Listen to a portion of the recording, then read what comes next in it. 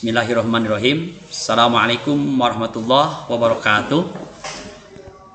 Saya Abdul Latif, pengajar guru PAI atau Pendidikan Agama Islam dan Budi Pekerti di SMA Negeri 3 Sumedang. Pada kesempatan ini akan menyampaikan materi yaitu tentang pengurusan jenazah. Tetapi karena terbatas waktu, pengurusan jenazah kita kerucutkan ke 2 saja di antara 4, yaitu memandikan dan mengkafani. Materi ini di kelas 11 semester ganjil tahun 2022-2023. Yang pertama, tadi disebutkan bahwa pembahasannya adalah pertama tentang pengertian jenazah, yang selanjutnya bagaimana memandikan jenazah, mengkafani jenazah, mensolatkan jenazah dan menguburkan jenazah. Tetapi saya batasi untuk kesempatan kali ini, kita fokus ke pengertian memandikan dan mengkafani jenazah. Untuk mensolatkan dan menguburkan mungkin di lain kesempatan. Yang pertama, kita tahu apa itu jenazah. Ya mungkin sudah pada mafhum ya, jenazah itu adalah orang yang sudah meninggal. Tapi kalau dibahas secara bahasa, jenazah itu ya ada juga yang menyebut mayit ya. Tapi kita sesuai dengan judulnya aja ya. Dari segi bahasa, jenazah itu berasal dari bahasa Arab, yaitu janazah yajniju janajatan wajinajatan. Ya, bila huruf jimnya dari kata tersebut menggunakan harokat fathah, maka menjadi janajatan. Kata ini berarti orang yang telah meninggal dunia. Sementara menurut istilah, ya, kata jenazah ini adalah orang yang telah meninggal dunia, ya, dan berpisahnya roh dengan jasad. Maka lebih jauh lagi, kata jenazah ini memiliki makna, yaitu seseorang yang telah meninggal dunia, sudah terputus masa kehidupannya dengan dunia ini.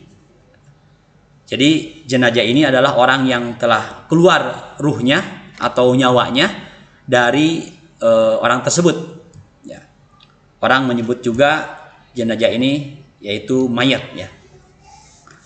Ya, kemudian ketika orang sudah dinyatakan secara jelas ya menjadi jenazah, maka ada hal-hal yang segera dilakukan. Ya. Yang pertama pengurusannya yaitu jenazah siap-siap untuk dimandikan. Ya, maka kita kasih judul memandikan jenazah. Bagaimana hukum memandikan jenazah? Hukum memandikan jenazah ini bagi orang yang beragama Islam adalah wajib. Dan dalam pelaksanaannya ini termasuk fardu kifayah. Dalam artian, jika sebagian orang telah melakukannya, maka kewajiban tersebut gugur dari orang Islam yang lainnya. Ya. Tapi tentu saja yang namanya kebaikan itu harus berlomba-lomba, bersegera ya. Jangan sampai ada anggapan sudah sama yang lain sehingga kita tidak. Pada akhirnya apa jadinya kalau semua berprinsip seperti itu ya, merasa udah yang lain ya.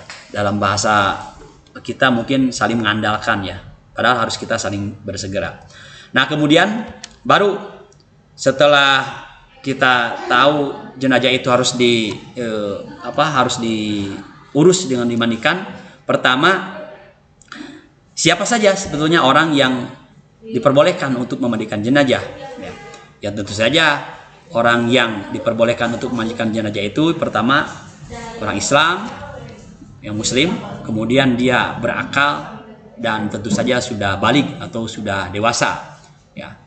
Kemudian orang tersebut orang yang dipercaya. Kenapa dipercaya? Karena mumpuni, dia memiliki ilmunya, mungkin juga punya pengalaman. Ya, biasanya kalau di satu tempat itu diserahkan kepada ulama atau ustadz yang ada di sekitar tersebut, atau tua kampung istilahnya, atau ya yang dituakan, yang dipercaya oleh masyarakat. Ya. Intinya juga dia atau yang memandikan itu bisa merahasiakan aib atau cacat yang ada di dalam tubuh jenazah. Nah, kemudian tentu saja niat memandikan jenazah ini harus ada ya di orang tersebut, dan tentu saja dia mumpuni, artinya mengetahui tata cara memandikan jenazah ya, sehingga tidak salah kaprah. Nah, selanjutnya juga yang harus diperhatikan, siapa yang paling utama untuk memandikan mayit atau jenazah ini ya. Nah, tentu saja kita harus bedakan dulu, karena ada mungkin jenazah itu menjadi jenis kelamin laki-laki atau perempuan. Nah, kalau jenazahnya laki-laki, maka orang yang utama, yang afdol untuk memandikan itu adalah yang pertama orang yang mendapatkan wasiat untuk memandikan. Ya, tapi tentu saja ketika hidupnya, kenapa mewasiatkan kepada dia, berarti yang tadi dia mumpuni ya, atau dianggap memiliki kemampuan. Yang kemudian jelas ya, ahli waris ke atas, bapaknya si mayit, bapaknya jenazah ya, kakeknya atau kerabat dekatnya ya, muhrim atau mahram istilahnya, muhrim laki-laki, dan istri dari yang meninggal ya. Tadi kan kalau jenazahnya laki-laki. Kemudian yang kedua, andaikan jenazahnya itu perempuan, maka orang yang lebih utama untuk memandikan jenazah itu adalah urutannya pertama ibu ke atas ya, ibu dari jenazah, neneknya, atau kerabat dekat dari pihak si perempuan si jenazah tadi ya. Kemudian juga tentu suami dari jenazah, karena dia mahram atau muhrimnya ya. Nah, kemudian setelah beres mensolatkan, mohon maaf bukan mensolatkan, memandikan ya. Setelah beres memandikan, maka disiapkan, sebetulnya tadi sebelum dimandikan itu sudah siapkan dulu untuk dikafani ya. Nah, sekarang mengkafani jenazah. Seperti apa mengkafani jenazah? Nah, pertama kita tahu dulu hukum mengkafani jenazah. Setelah memandikan jenazah, maka yang harus dilakukan adalah mengkafaninya ya, atau membungkus mayit itu dengan kapan. Kain kapan yang digunakan untuk membungkus jenazah ini hendaklah mencukupi untuk menutupi seluruh tubuhnya. Nah, hukum mengkafani jenazah ini atau mayat ini juga sama seperti tadi memandikan, yaitu fardu kifayah ya. Nah, mengkafani ini berarti membungkus mayat dengan selembar kain atau yang biasanya berwarna putih ya, setelah mayat itu selesai dimandikan dan sebelum disolatkan yang nanti pada gilirannya dikuburkan ya. Nah, hal-hal yang disunahkan dalam mengkafani jenazah ini, yang pertama, kain yang digunakan ya tentu saja kain yang bagus ya, yang bagus dalam arti ukuran untuk mayatnya. Kemudian bersih, kemudian tadi menutupi seluruh tubuh. Kain kapan, dan sudah lumrah ya, atau sudah umum biasa kain kapan ini hendaklah berwarna putih. Kemudian kain kapan sebelum digunakan untuk membungkus hendaklah dikasih wewangian ya. Kemudian jumlah kain kapan, lembarannya maksudnya, bagi laki-laki itu 3 lapis ya. Sedangkan bagi perempuan 5 lapis, itu kalau memungkinkan. Dan kemudian tidak berlebihan dalam mengkafani jenazah. Jangan menganggap wah ini karena masih banyak misalkan ditambah lagi. Udah aja cukup seperti itu ya. Nah, anak-anak sekalian, selanjutnya bagaimana cara mengkafani jenazah itu? Nah, pertama ini untuk jenazah laki-laki ya. Untuk jenazah laki-laki ini langkah-langkahnya yang pertama, kita bentangkan kain kapan sehelai demi sehelai ya. Ya, rata-rata untuk ukuran orang Indonesia itu tidak lebih dari 2 meter ya, tinggi mayit itu ya, tinggi atau jenazah itu.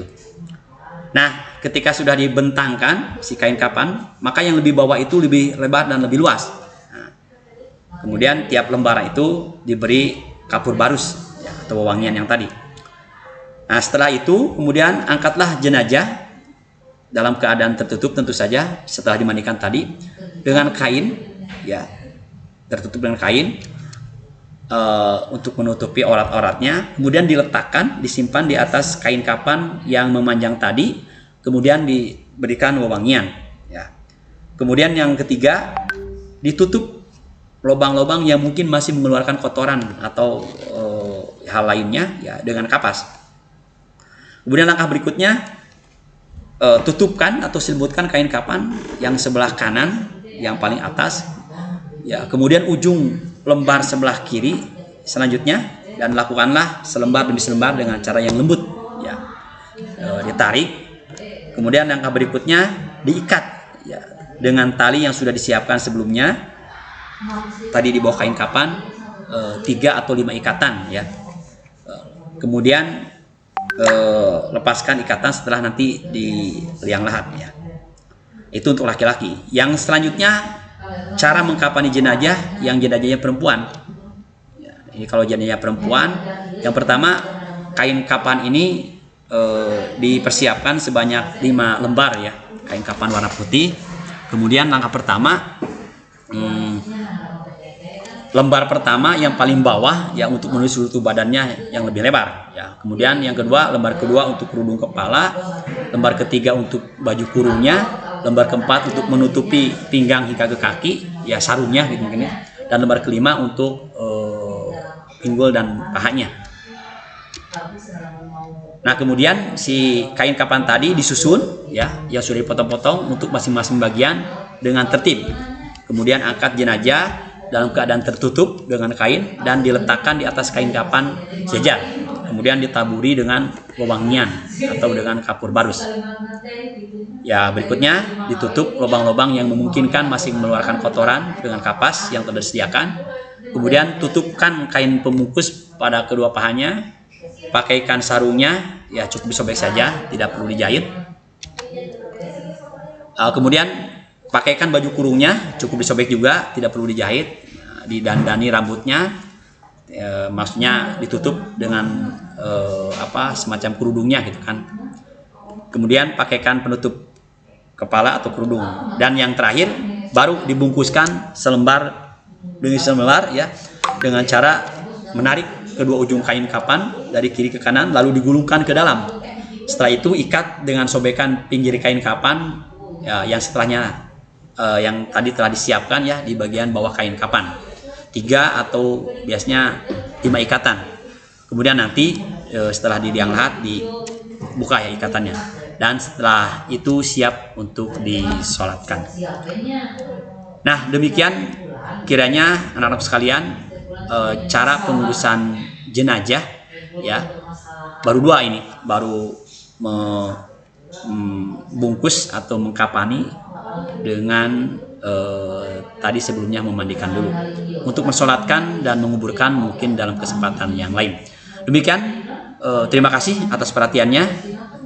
Mudah-mudahan bermanfaat, ya, dan bisa dipelajari prakteknya nanti di lain kesempatan, atau mungkin ketika kalian di lingkungan masing-masing ada kejadian orang yang meninggal, apakah itu saudara, apalagi, ya, kalian bisa memperhatikan bagaimana tahapan-tahapan yang telah tadi disampaikan, dari mulai memandikan kemudian membungkus. Adapun untuk nanti mensolatkan dan menguburkan mungkin di lain kesempatan. Sekali lagi terima kasih atas perhatiannya. Mohon maaf atas segala kekurangannya. Walhamdulillahirabbil alamin. Assalamualaikum warahmatullahi wabarakatuh.